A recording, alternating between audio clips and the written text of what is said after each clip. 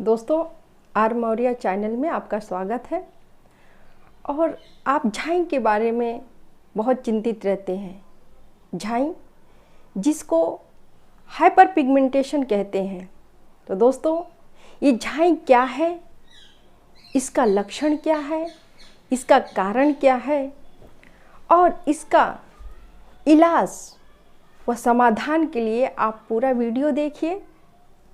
और अगर आप आर मौर्य चैनल को सब्सक्राइब नहीं किए हैं तो प्लीज़ दोस्तों सब्सक्राइब कर लीजिए। मैं ऐसे ही घर बैठे आपके लिए बहुत अच्छी बातें लेकर आऊँगी। दोस्तों, झाई क्या है? झाई को हाइपर पिगमेंटेशन कहते हैं और हमारी ग्रामीण माताएं इसको छाई कहती हैं। इससे आज भारत में सर्वे करने पर पता चला है कि 80% लोग पीड़ित हैं। तो दोस्तों, ये झाई क्या है? जब स्किन का या शरीर के किसी भाग, किसी पार्ट जैसे गाल, गले या चेहरे कहीं पर पैच पड़ जाता है और यह अपने आसपास के स्किन के कलर से गहरा हो जाता है, डार्क हो जाता है, तो इसी को ही हम झाई या हाइपर पिगमेंटेशन कहते हैं। दोस्तों, ये हाइपर पिगमेंटेशन क्यों होता है? इसका मेन रीज़न है कि जब हमारे शरीर से एक पिगमेंट्स निकलता है, स्किन से एक पिगमेंट्स निकलता है जिसको मेलानिन कहते हैं। जब उसका उत्पादन ज़्यादा होता है तो उसके कारण कहीं न कहीं कलर चेंज हो जाते हैं।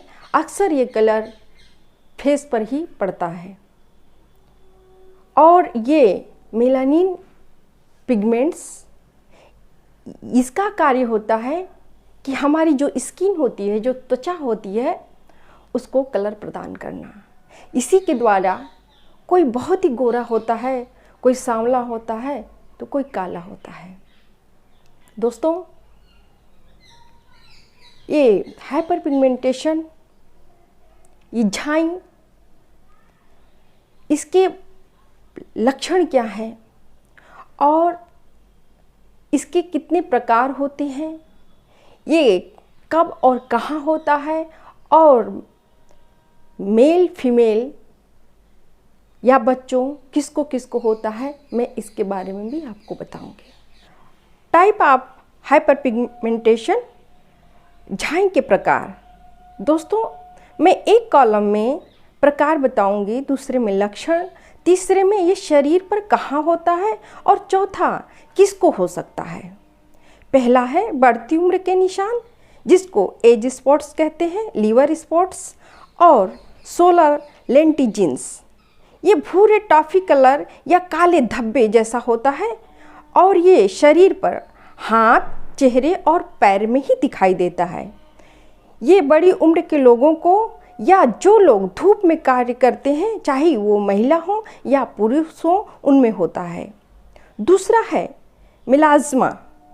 यह जो मिलाज्मा के स्पॉट्स होते हैं, गहरे काले रंग के बड़े धब्बे होते हैं। ये बहुत बड़े धब्बे होते हैं जो बहुत दूर से ही दिखाई देते हैं। यह अक्सर माथे, चेहरे और पैर पर होते हैं। ये अधिकतर उन पुरुषों को होता है जिनका कलर थोड़ा डार्क होता है। तीसरा, बीमारी के बाद होने वाला स्पॉट्स, झाई।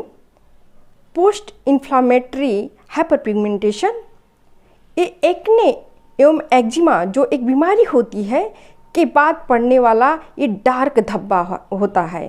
ये अक्सर चेहरे और गर्दन पर दिखाई देता है या ये गर्दन और चेहरे पर ही ज़्यादातर पड़ता है। ये इंजरी या स्किन के प्रॉब्लम्स के बाद महिला पुरुष दोनों में होता है। दोस्तों, ये झाई ये हर स्किन पे होती है। आप जानते हैं स्किन कितने तरह की होती है? तो आप जानते होंगे स्किन 3 तरह की होती है। फर्स्ट ड्राई स्किन जिसको सूखा त्वचा कहते हैं, दूसरा ऑयली स्किन जिसको तैलीय त्वचा कहते हैं, और चौथा बोथ ड्राई एंड ऑयली जिसको नॉर्मल त्वचा भी कहते हैं। दोस्तों, कभी कभी जल जाने के बाद या कटने छिलने के बाद वहाँ पर दाग बन जाता है, और कुछ acne, loops, auto immune disease के कारण भी ऐसे काले धब्बे और पैच बन जाते हैं और जिसके निशान बन जाते हैं। इसका भी समाधान होता है, लेकिन इसका समाधान थोड़ा सा अच्छे ट्रीटमेंट के द्वारा ही होता है। दोस्तों, अब ये कारण क्या है, किस कारण से ये झाई होती है? तो 2 तरह के कारण हैं। पहला कारण साधारण होता है। साधारण मीन जो आसानी से हो जाता है और आसानी से ठीक होता है। जैसे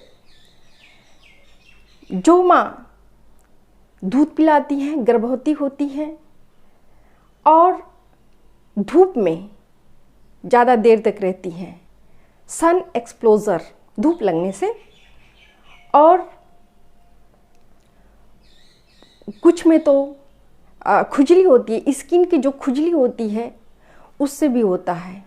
जो माँ दूध पिलाती हैं उनमें अक्सर एनीमिया की प्रॉब्लम होती है, या मेल न्यूट्रिशन के कारण जो अच्छे से उनका पोषक आहार नहीं हो पाता, ऐसे लोग में ज़्यादातर होता है। दूसरा असामान्य जो झाई होती है उसमें मिलाज़्मा ये कुछ डिजीज़ के कारण होते हैं, जैसे एक्जिमा के कारण होता है, और पुरुषों में ये टीनेजर में ये ज़्यादा उत्सर्जित होता है, ज़्यादा सिक्रीट होता है, उसके कारण भी इनको पैच बन जाते हैं। तीसरा दवा के रिएक्शन से, चौथा मेडिकल कंडीशन से, पांचवा हेमोक्रोमेटेसिस से। दोस्तों, उपचार जो सामान्य है उसको तुरंत करना चाहिए। ज़्यादातर धूप से बचना चाहिए, सन एक्सपोजर से बचना चाहिए।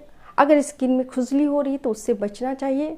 और कुछ इसकी दवा आती हैं, जैसे कुछ क्रीम्स आते हैं और कॉस्मेटिक सर्जरी होती है, कॉस्मेटिक प्रोसीजर्स होते हैं, ट्रीटमेंट्स होते हैं। लेकिन दोस्तों, मैं आपको एक सुझाव देना चाहूँगी कि कॉस्मेटिक सर्जरी या ट्रीटमेंट को हमेशा अवॉइड करना चाहिए। इसके जो घरेलू और आयुर्वेदिक इलाज होते हैं, जो औषधियाँ होती हैं, उसका ही प्रयोग करना चाहिए। मैं आपको कुछ ऐसी औषधि के बारे में बताती हूँ जिसका परिणाम बहुत ही अच्छा होता है। आप गुलाब जल में 1 चम्मच नींबू का रस, 1 चम्मच हल्दी, आधा चम्मच बेसन, आधा चम्मच चावल का आटा पेस्ट बना लें, और जिस जगह पे, जैसे आपके चेहरे पे, फेस पे झाई है तो वहाँ पर पैक की तरह लगा दें। अगर इसको आप करते रहें तो इससे बहुत अच्छा रिजल्ट मिलेगा। दोस्तों, दूसरा मुलेठी को आप रात में भिगो दें और उसका जो अर्क निकलता है, पानी निकलता है, उसको लेकर मसाज करें, इससे भी बहुत आराम मिलता है। तीसरा जो बहुत ही आसान है, खीरा आप रोज़ खाते हैं, खीरा को आप लीजिए और उसको अच्छे से घिस लीजिए। घिसने के बाद उसको गुलाब जल में डालकर पैक बनाकर अपने झाई जहाँ पे है वहाँ पर रख लीजिए। ये आप प्रतिदिन करिए, इससे आपको बहुत अच्छा परिणाम मिलेगा। तीसरी चीज़, एक आयुर्वेद की क्रीम है जिसको नीम फेस वॉश कहते हैं, और ये एक कंपनी जिसका नाम है ग्रीन प्लेनेट, उससे मिलता है। इसका आप अगर फेस वॉश रोज़ यूज़ करते हैं, इसके बाद कोई भी आपको साबुन नहीं लगाना है, कोई और फेस वॉश नहीं लगाना है। अगर इसको कंटिन्यू 3-4 या 5-6 महीने कर लें तो 100% गारंटी मैं कहती हूँ, क्योंकि ऐसे मेरे बहुत पेशेंट हैं जिन्होंने पूरी गारंटी के साथ बताया कि मेरा बिल्कुल ठीक हो गया, तो आप ठीक हो सकते हैं। तीसरी चीज़ है कि आप एलोवेरा, बहुत लोग एलोवेरा का सेवन करते हैं जो डाइजेस्टिव सिस्टम को भी मेंटेन रखता है, और दोस्तों ये स्किन डिजीज़ को भी बहुत हायर लेवल में वो क्योर करता है। और उसके थोड़े से जूस को आप अपने झाई की जगह पर मसाज करें, इससे भी आपको बहुत आराम मिलेगा। दोस्तों मैं एक आपको सुझाव बार बार दे रही हूँ कि ज़्यादा जो एलोपैथ की दवा होती हैं, जो कॉस्मेटिक चीज़ें होती हैं, जो केमिकल चीज़ होती है, स्किन पे नहीं लगाना चाहिए। इससे स्किन बहुत पतली हो जाती है, रगड़ खा जाती है और वो तीसरा कलर में दिखाई देने लगती है। तो हमेशा आप इसको अवॉइड करें। दोस्तों मुझे उम्मीद है कि ये मेरी टॉपिक, ये मेरा सुझाव आपको अच्छा लगा होगा। और दोस्तों अगर अच्छा लगा है तो प्लीज़ आप आर मौर्या चैनल को सब्सक्राइब कीजिए, लाइक कीजिए, शेयर कीजिए और बेल आइकन को प्रेस करना ना भूलें। जब भी मैं कुछ नया लेकर आऊँ आप उसको तुरंत देख सकें। धन्यवाद।